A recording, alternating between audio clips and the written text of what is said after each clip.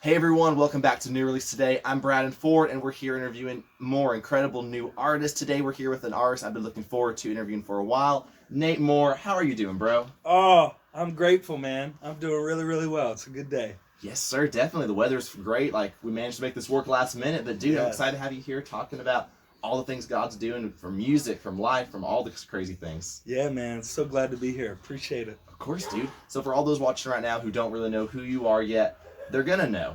And there's a lot of people out there who it's gonna click who you are, but can you do a quick introduction? Yeah. So I've been a worship leader for about 20 years, started in my local church in the suburbs of Atlanta. And out of that church family was a part of starting a band called Housefires, which God breathed on, and it kind of went around the world for a season. And yeah, wrote songs with them, was an artist, worship leader. And then from there was also part of helping start Maverick City and that community, which was kind of like a brother-sister thing with Housefires. And yeah, been an artist, worship leader most of my life. Love that, man. You've been a part of like some movements that God's really used in worship music. Just a quick break the ice. What's probably one of your favorite songs you've wrote? Ooh, We're going straight for it. gosh. Well, there's a song called Ruins. It's a little bit more of a deep cut, but it was a Maverick song on their Jubilee project during the pandemic. So we did like a whole bubble where, when COVID was at its height, we all had to take a COVID test and you couldn't leave the bubble because we all wanted to be safe. But we like did a whole week where we were writing songs, eating with people, just got a bunch of Airbnbs, and then we would record. And so it was like just a raw opportunity. You write the song and then, hey, that feels like it's special. Let's just record it. So a good friend of mine, Joel Barnes, and I wrote it together with a couple friends, and then we recorded it one of those nights. But that song's special to me because it's really just, I don't know, it was like a prophetic declaration over the season I was walking through. We all were like facing the music during COVID, just like, what is life going to be like? Especially musicians, creatives were like, are we going to be able to get to do this anymore? Like, all my traveling shut down or my church is shut down. And so, I was walking through a lot of mental health stuff, like just anxiety, depression, coping with all of that. So it really was just a prayer over my life, over my family. Isaiah 61, that God will restore the ancient ruins, and calls us oaks of righteousness. So really it's just like looking at the scene of what was going on in my life and the world and all the brokenness and the pain and the hurt and the questioning, really, like, what is life going to be like going forward? But then speaking the truth of God's vision for it, God's heart, that even broken things he can restore and raise up again to strength. Yeah, so I think that song means a lot to me. Wow, I love that. I remember hearing that song, the project, and just the whole project was just a gift, especially during that time. Yeah. And like, dude, you continue releasing like with Housefires, with Maverick. God just used it so powerfully in the worship community. I know we mentioned it a few times, but what's that been like now? Looking back, because you're in a new season we're gonna dive into. Yeah. But like looking back at all the songs, all the moments, all the times that God came through. What's it like looking back at that? Man, it's surreal, to be honest. I'm a very nostalgic person and sentimental. I love to reminisce. I think, honestly, I think back on it all the time, and I'm just more and more grateful for what God took and what he created and used in us and through us. To just think back on my story and how I started, I never imagined that it would be on that scale or that spectrum. And I think it's just a testament to the grace of God and how he can take our fish and loaves and turn them into amazing things that can actually reach, touch, help provide and bless and encourage people all across the earth. So I'm more and more grateful that I got to do that, and that I'm still here writing, making music, and the heart and the purpose is the same. I just want to help people. I want them to know they're not alone and that there's hope no matter where they are and what they've been through. So yeah, man, I'm really, really just super grateful and glad that I've gotten to be a part of so many things. Definitely. Wow. I love that. Like leading worship, it's not just, you clock in, you clock out. It's like a sacrifice. You're pouring it in there as offerings to God that not just bless him, but also encourage others. Like you said, make them know they're not alone, how much they're loved by him. Like what goes into that songwriting process, whether it's, from all the stuff you were a part of to all things you're doing now, what goes into that current writing process where you dive into a song like this? Yeah. I mean, for me, I've never been a proper songwriter. I just kind of learned it out of singing my own prayers and, very simple melodies that are easy to catch. I've always, bent towards simplicity, whether that's a strike against me or it's a strength. Depends who you ask. But I think the goal of worship is to get people to engage, to participate, to interact with God themselves. So I think sometimes if it's overcomplicated or too fancy, we can lose people in the process. So I like to think of just the common woman or common man in the congregation when I'm writing church songs, and just, are they able to like grab hold of this, access it, and use it to engage God in a corporate setting and also in their lives. Like my prayer is that these songs would fill homes and fill cars and fill schools. And, I've been blessed by the stories of people who have said, your song was playing over the speakers when my first kid was born, or at a funeral, or at a wedding. I mean, it's such a privilege and a dream just for God to be able to use very simple, organic songs like that. So I think I always just try to start with, what is God saying to me in my life? And how can I put that, on paper through melody, through lyrics, and hopefully my story resonates with others. There's also another approach too, just kind of like having the eyes and ears of your heart opened and attuned to what God's doing in the church, doing in the world, doing in our nation, and kind of writing into that place. So whether it's talking about brokenness, or it's talking about the move of God, or it's seeing where the deficit or the lack is and speaking the opposite and being like, actually, God has good things. He wants to restore, or he wants to raise this up or revive this. So I think those are usually my two approaches. It's like, am I writing for the broader scale of what I see God doing in my community or my church or my nation or the world? And then there's also just the other aspect of, I'm just writing my story with God and what I feel like he's speaking to me, what he's doing. So that's kind of where I start, and that's how I still write 15 years later. So, man, that's so good. Like, that's wow. Like, I'm being blown away by that deep truth of worship. Like again, it's not a clock in, clock out. There's so much that goes into that. So much just seeking God's heart in it. And dude, you've been, a vessel for that God has used so powerfully throughout the years. So thank you for that sacrifice you poured into it. I appreciate it, man. Of course, man. And also, this is a new season. You just released a new song. You got some new songs on the way. What can you tell us about this, dude? Like, what's going on this new season God's brought you in? Yeah. Well, I took a sabbatical for almost 2 years and just felt like it was way overdue and needed to heal some things, process some things with God, just kind of replenish, re-strengthen, rest up, renew. And out of that, I feel like God just kind of revived old dreams in me. I've been a part of church bands, collectives, communities, but I've never really done my own solo artist thing. And so I feel like the beginning of 2024, God just kind of made it very evident, like, hey, re-enter into the music worship community and just start going after like that Nate sound. And, I think I was just talking to a friend right before this, but it's like, if I bring me, it doesn't have to fit into one genre or one sonic space.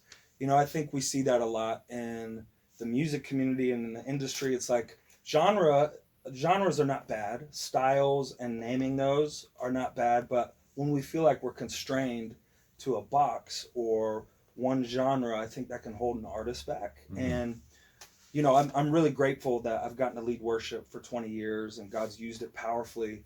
But I also feel like there's something even like in the soul of my voice. I've always loved soulful music. Anybody that's heard me sing, that's kind of more of my base.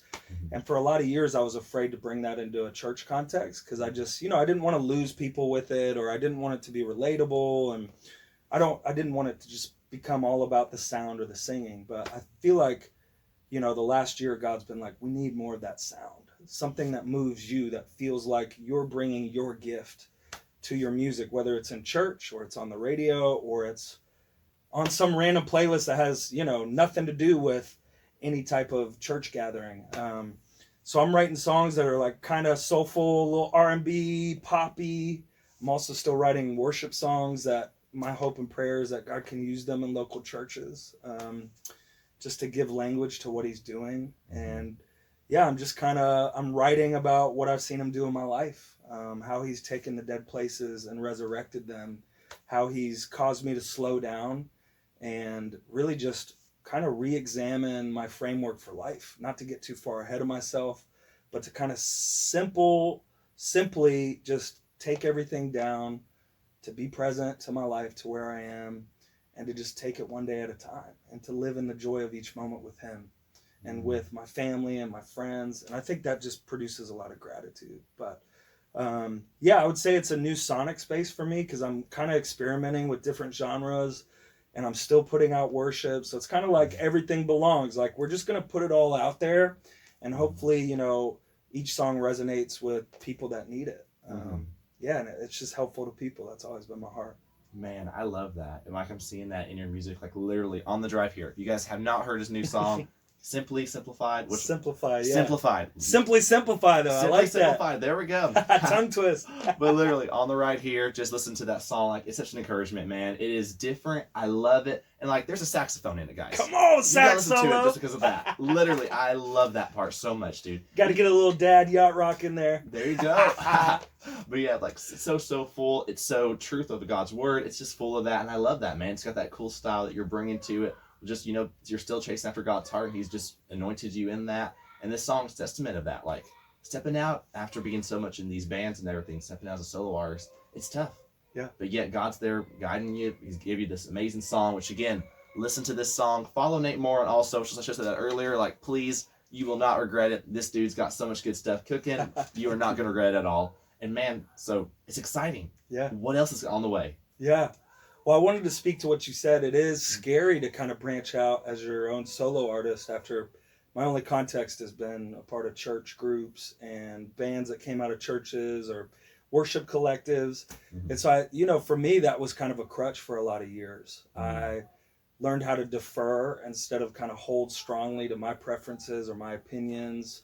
And, it's a good skill to be able to merge, to be able to, really partner with people and all come together, even with differences of opinions. But looking back, as I prayerfully reviewed it with God, it's like I forfeited a lot of that in, my 10 or 15 years. And I kind of learned how to just kind of sink into the corner in a lot of spaces. And a lot of that is my own woundedness. It's the fear of being too much, or the fear on the flip side of that of not being enough, or it's a fear of rejection, fear of failure. And as I took a couple years to take time off to get into therapy, to be surrounded by mentors and leaders and people I really respect that'll speak God's truth into me, I realized, wow, there's a lot of these areas that I need God to heal.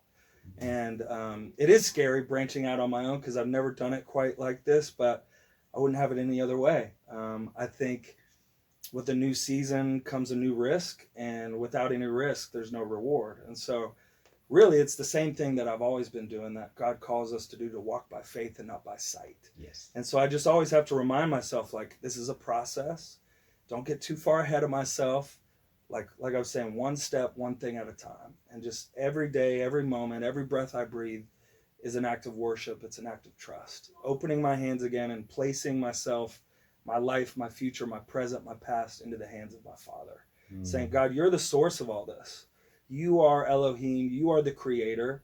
I'm a little c creator, creative, all because you are. And you want me to be your conduit and your instrument. But I think, it all comes back to living by faith and just trusting our Father, that good fruit is going to come as long as we abide and we stay connected to him. So I'm excited, man, but I'm scared too. I wish I could predict the future. It'd be a whole lot easier, but then no trust or faith would be required. So God set it up like that on purpose. And I'm learning that more and more. I think just childlike faith, man. I'm 36, almost 37, but day by day, God is calling me to become like a kid again. Not childish ways, childlike ways. And what do kids do? They have no other option but to trust their parents, to trust their father and mother, because they see more than they could ever see. They know that those are the hands that provide for them, that shelter them, that guide them, that change them out of their messy diapers, you know what I mean? Or fix their boo-boos if they have any injuries, or can soothe them or comfort them. They're a safe place. So I think I'm rediscovering all these very simple core truths of life with God and the gospel, that my Father is good and that he loves me and he'll never leave me or forsake me, and he has good plans in store for me. Mm-hmm. These are all things we grew up believing. I've been in the church my whole life, but it's funny how there's been a return to simplicity. Just not dumbing it down, that's not the right phrase, but really just simplifying it all down to, I'm a kid and I want to trust my Father. Yes. And I'm going to give him that every day in every way possible. So anyway, I wanted to just speak to, it is scary, but I think that's a big part of it, man. Art is vulnerable by its nature innately. And if it's not vulnerable, it's not good art. You know, it has to come out of a deep, authentic, real place of our life. And that's scary, to shine a light on places that maybe have been hidden, or, you know, writing songs that I've never really phrased like that or talked about my life or what I've seen and gone through in that certain way. But it's fun too, because it's like, well, we'll see what happens. Kind of keeping that adventure at the heart of creation. And it's beautiful, man. Wow. But yeah, so I guess maybe that kind of answers your question too. Like, what else am I getting into? I mean, I'm just kind of returning to the first things. My first love, God, and because he's first loved me, I'm able to love myself, accept myself as he does, and I'm also able to give that away to all those around me. My daughter, my family, my friends. So, yeah, man, I've had a big season of self-discovery and of pruning and letting things die that need to die, but also of resurrection and renewal and a restoration of joy and fun. I feel like, you know, anxiety and depression stole a lot of that from me for 3, 4, 5 years, but thank God that he heals if we let him. And so, yeah, I've just been working on that stuff in the midst of writing about those things. And I feel like going back to the songwriting process, it's just journaling is a lot of the source of my songs too. Just reflection on what I'm seeing, what I'm hearing, what God's saying to me, what I'm wrestling with, what I'm doubting, what I'm questioning, what I'm having to grieve, what I'm having to let go and surrender to God. It's been a big part of my process too. Like realizing that there's not much in life that I can control. I've been a control freak. I never would have said that, but I think that was the root of my anxiety. It was like I just wanted to be able to control every element, every dynamic of my life, and that's just impossible. And so coming back to that place of worship where it's like God is in control, not me. And the more that I recognize that and actualize that in my everyday life, the more I'm at peace, the more I find freedom in the letting go. And there's so much comfort and peace in that. And it's daunting because we like to be in control. What are some, God had to like walk me through this examination of what can you control? And it was like, well, I can't control other people or how they perceive me or what they think of me or, all these things that are so outside of what I can influence. I can control my actions. I can control my behavior. I can regulate my emotions. I can control what I'm consuming, what I'm inputting and outputting. I can control what relationships I attach myself to. What I'm receiving, like what community or body of believers I'm a part of. So I've just kind of like returned to those simple things, man. And, I'm not saying I'm perfect. We're always works in process, but I've seen the beauty of God in my redemption story unfold day after day the last 4 or 5 years. And I'm just so grateful, man. Praise God. Yeah. Wow, dude, you're preaching it. I love it. I'm not even an artist, it. but I'm over here like just getting blessed by this. Oh, like, thanks, man. I think it's like we all can take from just growing in that, getting back to the secret place of Jesus and actually letting him be the Father he's wants us to be to us. Yeah. So I love that, man. And for any worship leaders right now, you've already dropped a ton of powerful truths. But if anyone else is watching, like what word would you say to like worship leaders, people who are trying to lead people to that space and they're struggling? What would you say to them?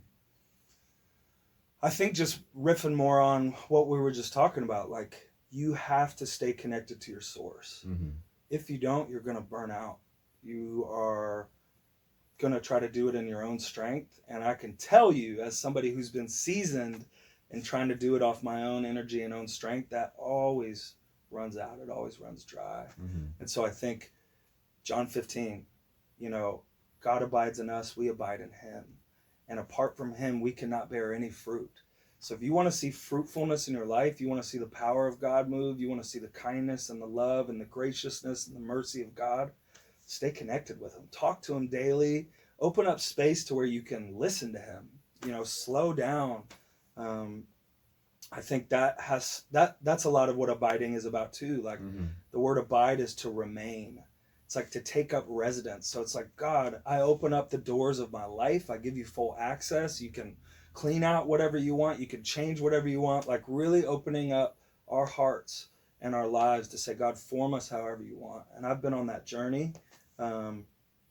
So however that looks for you guys, like to get back to that place, I know it's easier said than done, but it's so worth it. It will not just change your ministry or reinvigorate it or, reimagine it for you, but it's going to change your life, which is the most important thing. The first thing, your life with God before your ministry, because you minister out of how you've been ministered to from God. Like we can't give away things that we've never received, right? We've always heard that phrase in church, but I've just seen that to be true. It's like I got burnt out as a worship leader because I was, drawing off little resources. It was like, man, the fire was burning out.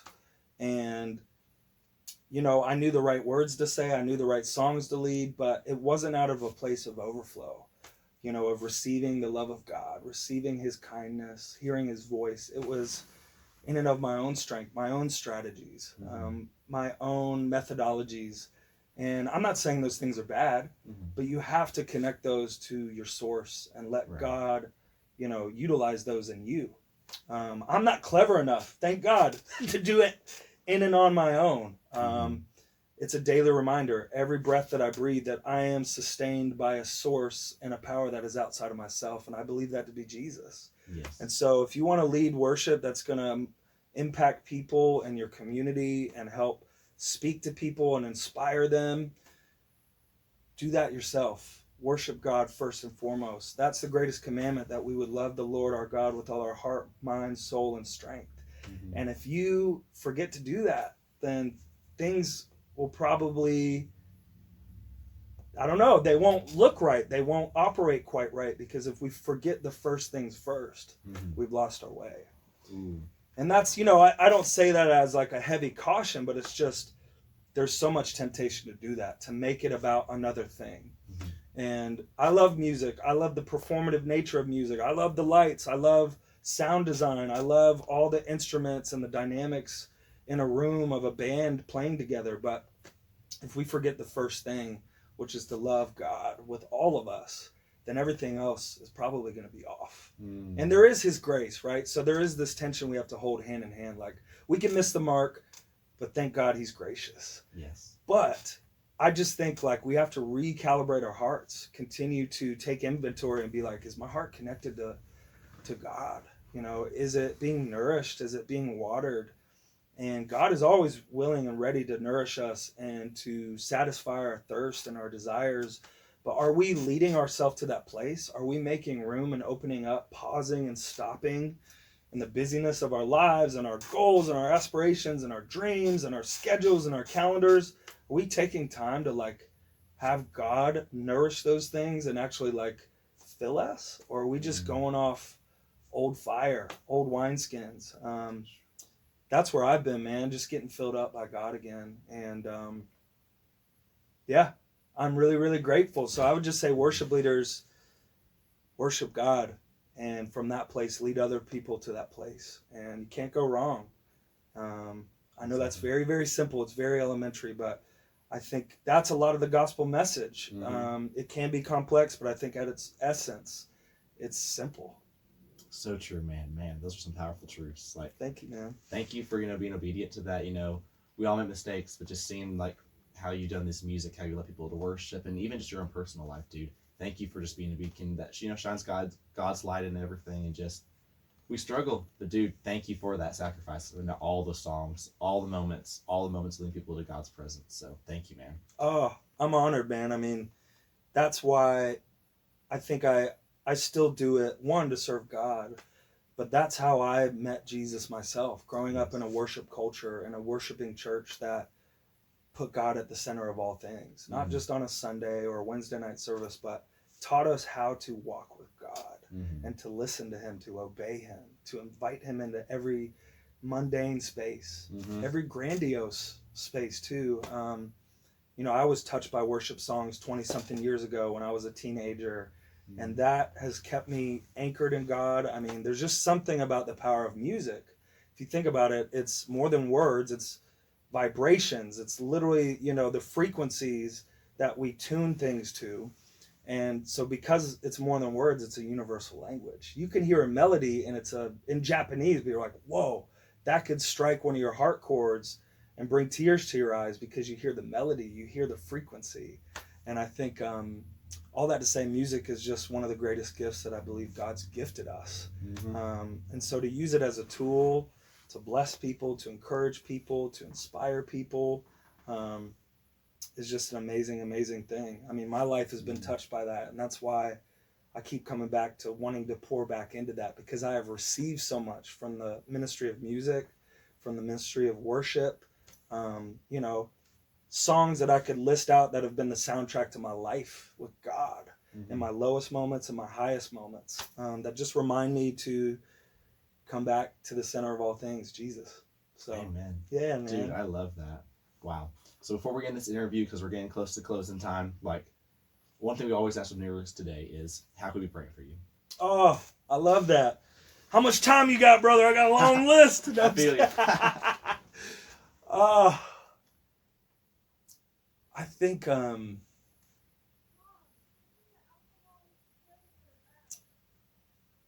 I think it would be a blessing just to be prayed for just steadfastness and faithfulness to the call of God. There have been many times throughout my entire life where I've tried to run from that, not just my calling or my gifting, but God. And once again, coming back to the gospel, we cannot escape his love. Where could I go? Where could I flee from his presence? If I make my bed in the depths of hell, Sheol, even there, you are with me, and your right hand will hold me fast. And so I've seen that. I've tested that. But I do want to be reminded of the stewardship that God has called me to with my gift. There are times, I'm so ADHD, I can teeter and, stray and get distracted and, focus on the wrong things. We're human, so that's going to happen no matter what. But I would just ask for prayer to just stay faithful to the call. Not that I'm thinking about leaving it or abandoning it, but just in the little moments, like that God would refocus and continue to refix my attention on him. And just for Holy Spirit inspiration, melodies and lyrics. I just really want to help people, man. Like I said earlier, my heart is that every person on earth would know that they're loved. They were created from love, for love, to love. They're never alone. They're never stuck. And they're never without hope. And they're never beyond the reach and the touch of Jesus. And so that's what I try to write my songs about, because I've experienced that. And so I would just pray for inspiration to keep doing that, to stay faithful in the creation process. Because, it can get discouraging as an artist. You know what I mean? Like, you release a tune and it doesn't quite pop off like you thought it would, or you don't get the calls for tour dates. And I'm just speaking generally, but it's so easy. I mean, artists, we deal with imposter syndrome. I'm not good enough for this. What am I doing? Who am I kidding? I don't belong here. So I would say that for me, pray against imposter syndrome. Like, in the midst of creating my favorite music I've ever created, there's days where I'm just, heavy laden with discouragement and believing the lies of the enemy that, none of this is going to be used for good, or, all these kinds of lies. So I would just say, pray for me, pray against discouragement, that I would just continue to lean into God's voice, receive his hope, and Definitely, man. Wow, I love appreciate you asking. Of course, man. Thank you again for sitting down with us here at, Real Fun Studios. Like, dude, it's awesome. It's an honor, and like, we're all excited at New Release today. For those who have not followed Nate Moore, who do not know his music yet, listen to it. You'll not be disappointed. Dude, thank you so much again. Thank you, bro. Honored.